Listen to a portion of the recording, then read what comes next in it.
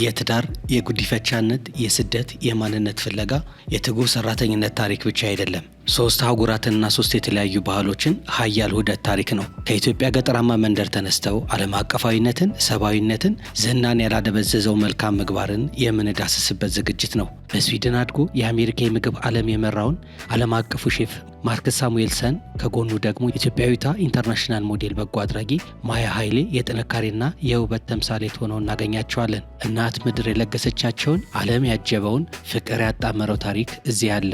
ይህ የኢትዮጵያዊ ስዊድናዊ ዓለም አቀፍ ዝነኛው ሼፍ ማርክስ ሳሙኤልሰን እና የኢትዮጵያዊቷ ኢንተርናሽናል ሞዴል በጎ አድራጊ ማያ ኃይሌ የተጣመሩበት ዓለም አቀፋዊ ገጽታ ነው። ሁለቱ ከዋክብት በአንድ ምህዋር ውስጥ ተጣጥመው የሚያበሩበት የዘመናችን የፍቅር ታሪክ ነው። እናቱ በሳምባ ነቀርሳ ወይንም ቱበርክሎሲስ ሕይወታቸው ሲያልፍ እርሱና እህቱ ከጊዜ በኋላ በስዊድን ጉተንበርግ በሚኖሩ አና ማሪና ሌናርት ሳሙኤልሰን ተቀብለዋቸው በጉዲፈቻነት አሳደጓቸው። ማርክስ ሳሙኤልሰንም የተባለው ከዚህ የታላቅ ቤተሰቡ ስም በመውረሱ ነው። በስዊድን አሳዳጊዎቹ ያገኘው የምግብ መውደድና የምግብ አሰራር ጥበብ ማርክስ ከዚህ ሁሉ ባህላዊ የምግብ አሰራር ሁሉ ተማረ።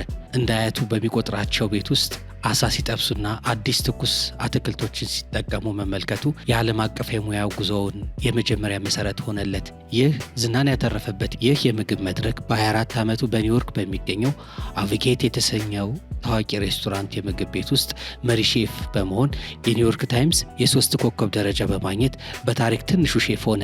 ይህ ለብዙ የጄምስ በርድ ሽልማትና ለአሜሪካው ፕሬዚደንት ባራክ ኦባማ የመጀመሪያ የመንግስት ጥራት በማብሰልና የስ ሼፍ የተሰኘው የሽያጭ ሪከርድ የሰበረ ህይወት ታሪክ ለመጻፍ መነሻ ሆነለት። ሞዴልና የበጎ አድራጎት አምባሳደር የሆነችው ማያ ኃይሌም የተወለደችው በኢትዮጵያ ሲሆን እስከ 14 ዓመቷ ድረስ ያደገችው በዚሁ በኢትዮጵያ በጉራጌ አካባቢ ገጠራማ መንደር ውስጥ ነበር።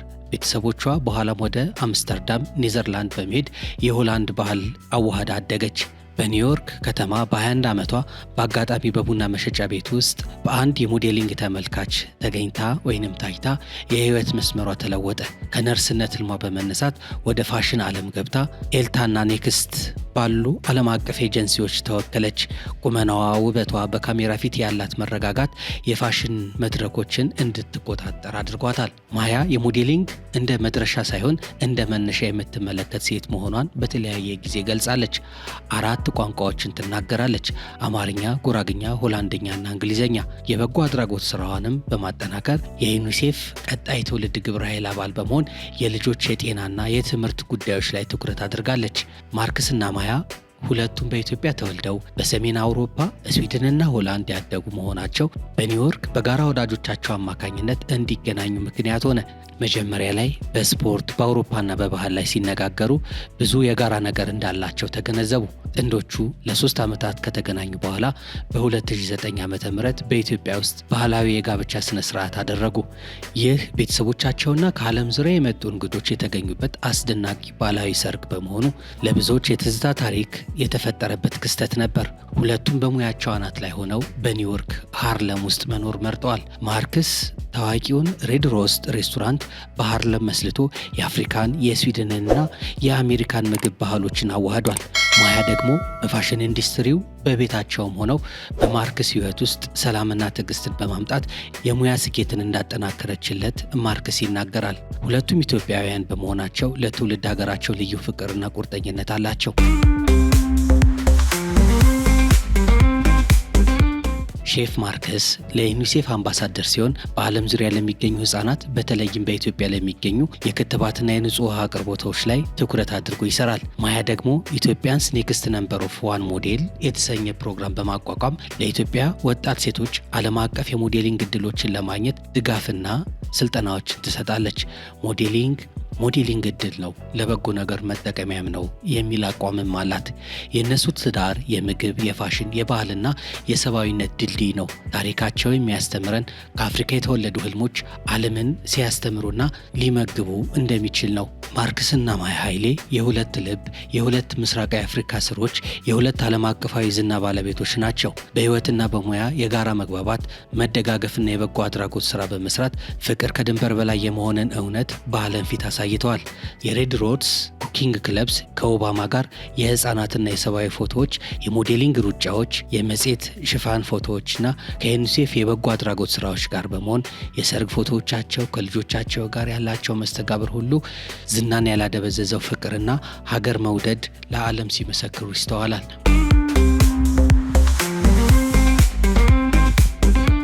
ማርከስ በ24 ዓመቱ በኒውዮርክ ታይምስ የ3 ኮከብ ደረጃ በማግኘት ታሪክ ሰርቷል። ለቀድሞ የአሜሪካው ፕሬዝዳንት ባራክ ኦባማም የመጀመሪያው የመንግስት ራት ያዘጋጀ እርሱ ነበር። ይህ ሁሉ ስኬት የስዊድን አያቱ በሰጠችው የምግብ ፍቅርና በውስጡ ባለው ኢትዮጵያዊ ማንነት መካከል ያለው ኃይለኛ ትስስር ውጤት እንደሆነ በተለያዩ ጊዜያት ለተለያዩ ሚዲያዎች ሲነገር ይደመጣል። ማያ ኃይሌ ደግሞ ከሆላንድ እስከ ኒውዮርክ የፋሽን ዓለም ከተቆጣጠረች በኋላ ለዩኒሴፍና ለትውልድ ሀገሯ ለሴቶች ተምሳሌት በመሆንና በመስራት የውበትንና የስራን ዓላማ መርጣለች። የነሱ የጋራ ህይወት የፍቅር ብቻ ሳይሆን የባህሎችና የዓለም አቀፍ ራዕይ መጣጣምም ጭምር ያመጣ እንደሆነ በብዙ መንገድ ሲመሰከር ይስተዋላል። ማርክስ ኢትዮጵያዊ ጣዕሞችን እንደ በርበሬ፣ ጤፍ ያሉ ኢትዮጵያዊ ቅመሞችና እህሎች በዓለም አቀፍ የምግብ ጥበብ ስራ ውስጥ የፈጠራ ምሰሶዎች ናቸው። በአዲስ አበባ የከፈተው ማርክስ አዲስ ሬስቶራንትም ይህንን ዓለም አቀፋዊ ደረጃ ወደ እናት ሀገሩ የማምጣት ህልሙ ፍሬ ነው። ማርክስ በኒውዮርክ ሬድ ሮድስ ሬስቶራንት አማካኝነት የጥቁር ሼፎች ታሪክ በመጻፍ ዘ ሮድስ የማህበረሰብ ለውጥ ያመጣና የጥቁር ምግቦች ባህል መድረክ ላይ የፈጠረው ተጽዕኖ የስነ ምግብና የሰብአዊነት አክቲቪስት ነው ማለት ይቻላል። ከባለቤቱ ማያ ኃይሌ ጋር ያላቸው የትዳር ህይወት ከሰፊው ዓለም ያገኙትን ወደ ትውልድ ሀገራቸው የመመለስ በጋራ የበጎ አድራጎት ስራዎች ላይ የመሳተፍ እንደ ዩኒሴፍ ባሉ ዓለም አቀፍ መድረኮችም ላይ ለአፍሪካ ህጻናትን መድረስ የልጆችና የሴቶችን ህይወት የመለወጥ ራዕይ አንጸባርቀውበታል። ማያም የኢትዮጵያ ሴቶችን በመደገፍ ዓላማዋን እያሳካች ትገኛለች። በጋራና በግል ስብዕናቸው የዓለም አቀፍ ዝናን ከትውልድ ፍቅር ጋር ያጣመሩ እነዚህ ጥንዶች የሼፍ ማርክስ ሳሙኤልሰንና የማሄሌ ታሪክ የባህል ድልድይ የመፍጠር ታሪክ ነው። በየትኛውም ዓለም ብንኖር አመጣጣችን በስራችን ውስጥ ትልቅ የፈጠራ ምሰሶ መሆን እንደሚችል አሳይቷል። ማርክስ የጥቁር ሼፎችን ታሪክ ወደ ትክክለኛ ቦታ እንዲመጣ ያደረገ አክቲቪስት ነው። ወደዚህ ቦታ ስንመጣ ነጭ ወንዶች ብቻ ሁሉንም አይነት ምግቦች ሲያበስሉ ነበር። አሁን ግን ማን ክሬዲት እንደሚያገኝ፣ ማን እድል እንደሚያገኝና ማን ታሪኩ እንደ አዲስ እንደሚጽፍ ዳግም የማስተካከያ ጊዜ ደርሷል እያለም ለብዙ የጥቁር ሼፎችን ምሳሌ ሆኗል። ማርክስ የኢትዮጵያን ጨምሮ የአፍሪካ የምግብ ቅርሶችን በዓለም መድረክ ላይ በማሳየት ትልቅ ምሳሌ ነው። እርሱና ማያ ኃይሌ የህይወትና የሙያ መንገዳቸው በፍቅርና በዓላማ ሊመጣ እንደሚችልም አሳይቷል።